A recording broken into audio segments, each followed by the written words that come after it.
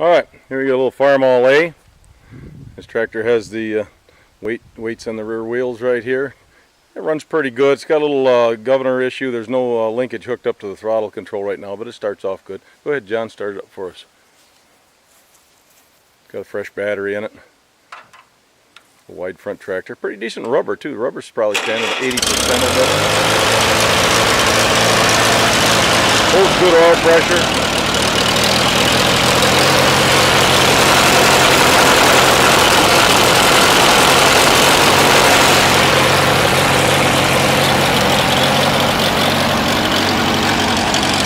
Has a PTO shaft and it's set up for belt pulley, so you're going to put a belly mower on it, be ready to go.